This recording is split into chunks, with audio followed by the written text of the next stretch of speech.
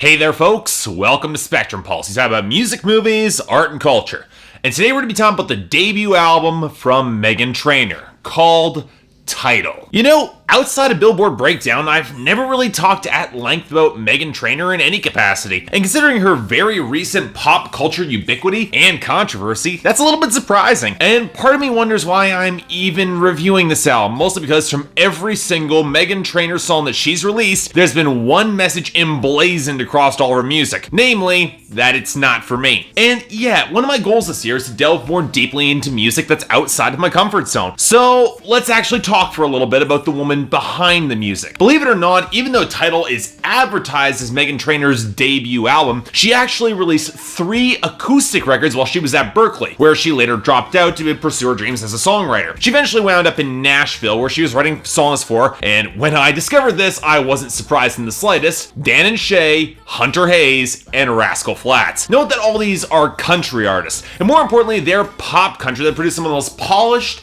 safe music imaginable. More on this in a little bit, but it was in Nashville that she met Kevin Kaddish, wrote all about that bass, and well, you all know, the rest is history here. And let's make this very clear. The success of Meghan Trainor has been meteoric, but once again, I'm not exactly surprised by this. All About That Bass is being pushed to an underserved demographic, and it sounded like little else on the radio right now. Of course it was gonna do well, especially considering how non-threatening and safe it is. But at the same time, it wasn't exactly anything that got me interested in hearing more songs from Meghan Trainor. Now that's not saying I don't like retro doo-wop or jazz or even bubblegum pop. You're talking to a guy who owns multiple S Club 7 albums after all. But for as much as Meghan Trainor's music prompted discussion and controversy for the lyrics, the music, the instrumentation behind it has never really interested me all that much. I'm sorry. But I figured I probably wasn't getting the whole picture just from her singles, so I picked up her major label debut album called Tidal and I took a listen.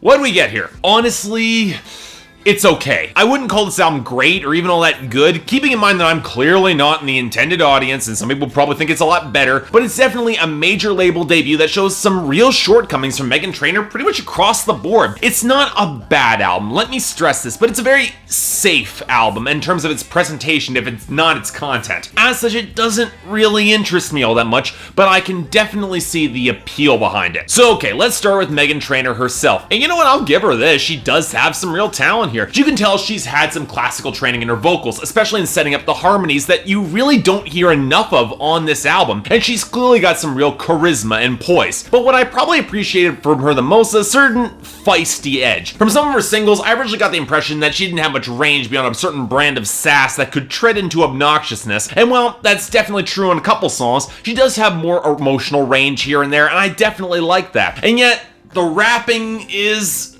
okay. You know how many people find Iggy Azalea's southern accent fake and put on, and I was at least willing to give her the benefit of the doubt considering she lived in Miami for a long time, was mentored by T.I. Yeah, Meghan Trainor doesn't even have those non-excuses, and thus the points where she tries to rap on this album is both unconvincing and a little bit questionable. Now, granted, part of this springs from the overall presentation of this album, and you know what, I'll cut to the chase right here, and I'll say this. Meghan Trainor's Tidal is stereotypically one of the whitest albums that I've ever heard. It's defiantly uncool, aggressively chipper, and completely without any sort of edge, far closer to easy listening than adult alternative. It's why that when I heard she was writing songs for Rascal Flatts, Dan and Shay, and especially Hunter Hayes, I wasn't surprised in the slightest, because they all make the same kind of music thematically. For as much as All About That Bass has been analyzed to death and back, for me, it's a song that's got some good intentions, but seriously stumbles in the execution. It really could have used some actual bass in the song. The one line that really struck me about it was, "You know I won't be no stick figure silicone Barbie doll." It's kind of amusing to me because it's been a while since I've heard one this plastic, especially considering its major influences. Now, don't get me wrong, there are instrumental moments that I did like. The doo-wop elements, they were a nice touch even if they felt a little bit underdeveloped. The fragments of organ, horns, and steel drums, they added some welcome texture, and while the melodies are pretty simplistic and they could have used a little bit more variety, they do fit the style that she was going for in that 50s, 60s retro girl group. But the production, well, okay, you can tell there was a limited budget here, even for pop music, because the moments of obvious pitch correction and pitch shifted vocals don't fit the atmosphere whatsoever. If this album is trying to go for a retro sound, while the production does have that very polished, clean feel that's kind of required for it, it can't help but feel just a little bit stiff, particularly thanks to some of the drum machines. It's probably some of the same problem that most pop music has had in recent years in focusing on percussion over melody. And while Meghan Trainor is a little bit better in emphasizing the groove of her songs, I can't help but feel that switching up the melodies a little bit more could have helped more songs stand out. Now for me, the best tracks are where she does pull in more melody, like on the John Legend collaboration, Like I'm Gonna Lose You, or the strings accent pieces in What If I. They're both some pretty good songs, and they got a lot of old school vintage charm that I did like. But now we gotta come to the songwriting. And once again, I get it. This album is not intended for me, and I wholeheartedly expect that some of the writing on songs like All About That Bass or Close Your Eyes will likely resonate a lot more stronger with other audiences, her target audience. And I've already gone on before in Billboard Breakdown about the repetition of themes and words and Lips Are Moving and title, and the just obnoxiousness of Dear Future Husband, easily the worst track on this album by a mile. And while I think there are still some elements of clumsiness in the songwriting that they're kind of hard to overlook. Bang Them Sticks is apparently a song about idolizing drummers, and I'd be hard-pressed to hear organic drumming anywhere in the song, hell, anywhere on this album. But putting nitpicking aside, there are moments in the songwriting that I did like. For as much as Meghan Trainor shows off her real sassy side, the best examples probably being Lips Are Moving, which has grown on me a fair bit, and then Walkashame, the latter being a decent enough shot at that particular subgenre at ignoring the haters that might not be as good as Hangover by Kesha, or Daylight and Dark by Jason Eady, or Shame by Freddie Gibbs and Madlib, but it is better than Pink's Walkashame, so I'll give her that. I liked her more emotive side too. I like that side from Meghan Trainor. The yearning of Like I'm Gonna Lose You and What If I,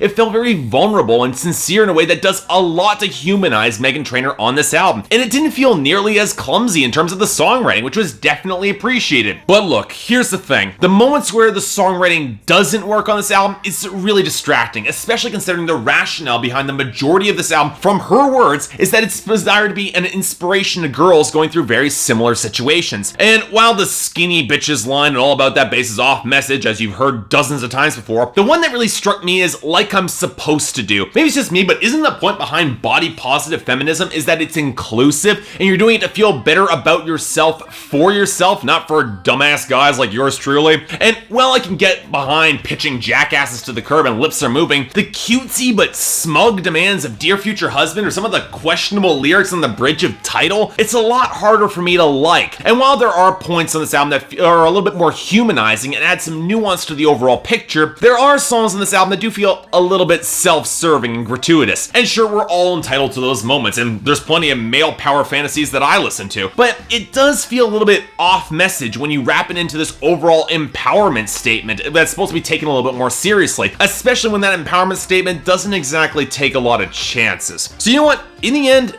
man, I'm torn on this record. On the one hand, I get that this album isn't for me, I'll say it again, and will probably resonate a lot more strongly with its target audience. But on the other hand, there are problems in terms of the production, songwriting, and presentation that just go beyond it being just not for me. There are points that feel a lot more unrefined than they really should with this style, but it is a debut album that was clearly rushed out to capitalize on her viral success. But then again, that's not exactly an excuse either. So, okay, for me, it's a very strong 5 out of 10, but I do recommend it if you're more of a target audience. Otherwise, if you're curious and not tired of All About That Bass yet, give this song a listen. But otherwise, you won't be missing much. So yeah, thanks a lot for watching. If you'd like to like and subscribe, I'd be more than grateful. I can imagine this is going to be pretty controversial. Just be nice to each other in the comments here. I'm just speaking from my opinion. Once again, I'm well aware it's not for me. But until then, if there's anything else I might be able to do to improve my presentation, or any other albums coming out this year that you want me to take a look at, I'm more than happy to give them a listen. Until then, I'm Mark, you're watching Spectrum Pulse, and I'll see you next time.